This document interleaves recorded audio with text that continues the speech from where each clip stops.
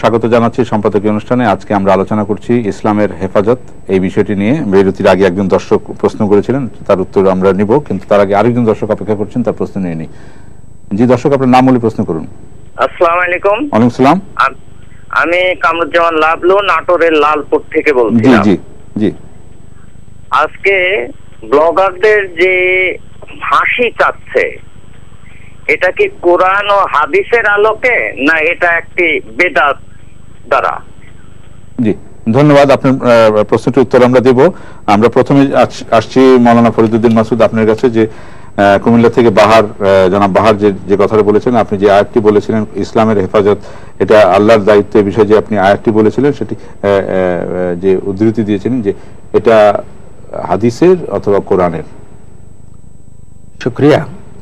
আমি এর আগে প্রথমে আমাদের ডিজি সাহেবের সঙ্গে একটা বিষয়ে আমি একমত হতে পারছি না, যে আলেমদের থেকে আলেম সরায় নেওয়া হচ্ছে, ঢালাওভাবে বলাটা বোধ হয় আমার কাছে সঙ্গত মনে হচ্ছে না।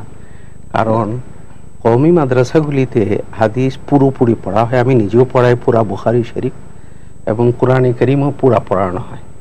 তবে সেটা ঠিক সমাজের মধ্যে অনুধাবনের ক্ষেত্রে বেশ কম থাকতে পারে, সে অন্য কথা, যার কারণে এই ভুল বোঝাবুঝি হইতে পারে।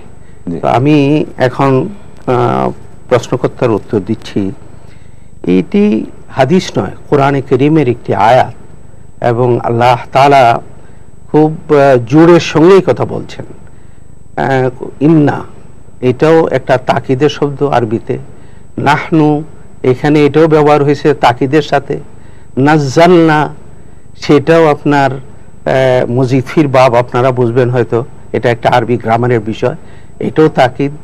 ওয়া ইন্না লাহু লাহাফিজুন, এখানে দুইবার লামে তাকিদ আনা হয়েছে জোর দেওয়ার জন্য, যে আমি অবশ্যই এই জিকির, অর্থাৎ কোরআনে কারীম এবং কোরআনে কারীম যে দ্বীন নিয়ে এসেছে, এই নাজিল করেছি, এবং আমি অবশ্যই অবশ্যই এর সংরক্ষণকারী, মানে হেফাজতের সংরক্ষণ। আল্লাহ তাআলা নিজের একটা গুণ বর্ণনা করতেছেন, যে কেবল সংরক্ষণ করি এই কথা বলেন নাই, বরং বলছেন লাহাফিজুন, আমি এর সংরক্ষণকারী, অর্থাৎ তার একটা গুণবাচক শব্দ দিয়ে আল্লাহ সংরক্ষণ করবেন, আর আমরা মানুষ এটাকে বিকশিত করব, আমরা এটাকে দাওয়াত দিব, ছড়াবো, এবং এর জ্ঞানকে আমরা রক্ষা করব, জ্ঞানকে রক্ষা করব, এবং আরো ভালোভাবে জানবো।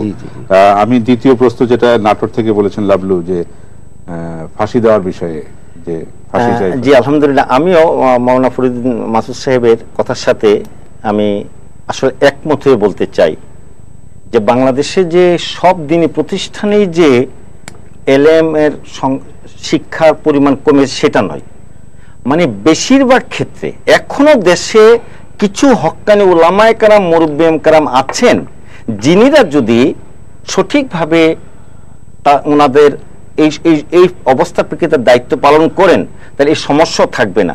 আর এক্ষেত্রে আমি হুজুরকে এই বিষয়টা জানাইতে চাই, যেমন ঢাকা বিশ্ববিদ্যালয়, অনেক বিশ্ববিদ্যালয় ইসলামিক স্টাডিজের সর্বোচ্চ ডিগ্রি দেন 4 বছর অনার্স কোর্স পড়ে ইসলামিক স্টাডিজের উপরে, কিন্তু সেখানে কিন্তু 114টা সূরা পড়া হয় না। ঢাকা বিশ্ববিদ্যালয়ে 8টি সূরার বেশি পড়ানো হয় না, এবং অনেক বিশ্ববিদ্যালয় তাই আছে। তিনিরা এই মডার্ন যুগের, তারা তো মুফতি হতে পারছেন না, মুফাসসির হতে পারছেন না, মুহাদ্দিস হতে পারতেছেন না, কিন্তু তিনিরাই কিন্তু সনদে বলে আজকে কিন্তু চেয়ারে বসে যাচ্ছেন। আর কওমি মাদ্রাসার সনদ নায়ের অভাবে তারা দ্বীনি শিক্ষার জিম্মাদারি হতে পারছেন না। এই যে একটা বৈষম্য, এই যে বিশ্ববিদ্যালয়ের সনদদারীরা, এর মধ্যে বেশিরভাগই বলছি মওদুদি দর্শনের লোক বিশ্ববিদ্যালয়, আর কওমি মাদ্রাসার সনদধারীরা তারা কিন্তু মওদুদি দর্শনকে বিশ্বাস করে না। কিন্তু দুঃখজনক হইল যে কিছু এই মওদুদি দর্শনের লোকজন আমরা দ্বীনের অপব্যাখ্যা দিয়ে তারা এই কাজটা করছে। আর আপনি যে প্রশ্নটা বলতে চাচ্ছিলেন, যে ব্লগার নবী করিম সাল্লাল্লাহু আলাইহি ওয়াসাল্লামের বিরুদ্ধে কটূক্তি করেছে, অবশ্যই সে অপরাধ করছে, এবং অবশ্যই তার বিচার আওতায় আসা উচিত, অবশ্যই তার বিচার হওয়া। শাস্তির বিধানটা শরীয়ত মোতাবেক এবং দেশীয় প্রচলিত আইনের মোতাবেক কি করা যেতে পারে সেটা দেশের বিজ্ঞজনের পরামর্শ নেওয়া। তবে এখানে কিন্তু আমাদের মনে রাখতে হবে, আমাদের দেশেও যেমন গত কয়েকদিন আগেও আমি দেখেছি যে আমাদের বিশিষ্ট আইন মন্ত্রণ থেকে বলেছেন যে তথ্য ও যোগাযোগ প্রযুক্তি আইনের 57 ধারায় যদি এই ধরনের কোনো কাজ কেউ করে তার জন্য 10 বছরের সাজা এবং 1 কোটি টাকার জরিমানার বিধান অলরেডি রাখা আছে।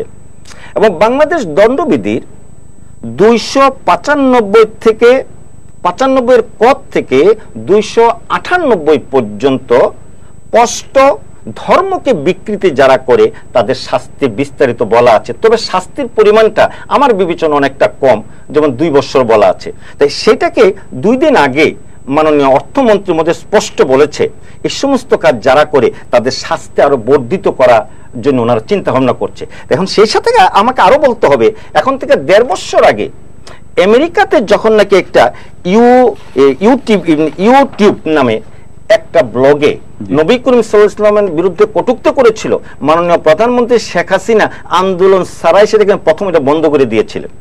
এবং বর্তমানে সরকারও কিন্তু এই জিনিসগুলো চিন্তা করছেন, যারা নাকি ধরা পড়ছে তাদেরকে ধরছেন, বিচার আওতায় নিচ্ছে। কিন্তু সমস্যাটা হল আন্দোলনকার বিরুদ্ধে।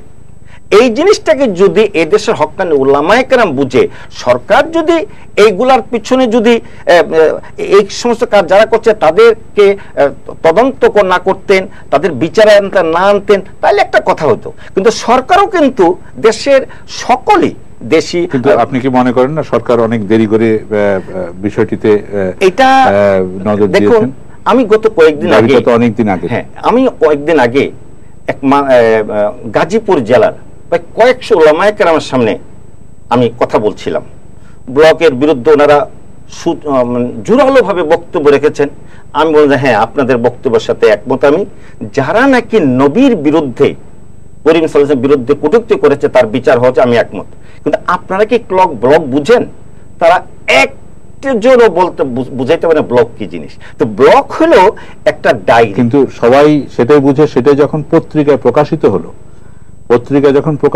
তখন সেটা সবাই ব্লগ নামে একটা জিনিস, ব্লগ নামে একটা জায়গা, সেখানে কিছু লেখা হয়েছে, সেটা পত্রিকায় ছাপা হওয়ার পর তখন এটা নিয়ে আলোচনা। এখন হয়তোবা 1000 লোকে লেখে, তার মধ্যে 5 জন যার কারণে এখন এটা বলা হচ্ছে, সরকারের মন্ত্রীরা বলছেন যে যেই ব্লগের আওতাটা অনেক ছোট, সেই ছোট আওতার জিনিসটা যখন পত্রিকায় লেখার মাধ্যমে অনেক বড় জায়গায় ছড়িয়ে দেওয়া হয়েছে, নবীজি সাল্লাল্লাহু আলাইহি ওয়াসাল্লামের অবমাননা আরো এর জন্য দায়ী হলো এই দেশের যে সমস্ত পত্রিকা খারাপ জিনিস যেটা ব্লগে ছিল, 5 জন হয়তো বা ছিল, বা 10 জন ছিল, বা 50 জন ছিল, তাদের বিচার করত।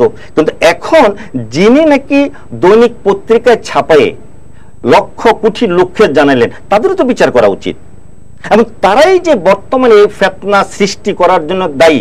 আর আমার দেশের নিরীহ এই সাধারণ আধুনিক যুগের থেকে হক্কানি উলামা 60-এর ঊর্ধ্বে উলামায়ে কেরামদের 90% তারা টেলিভিশন দেখে না।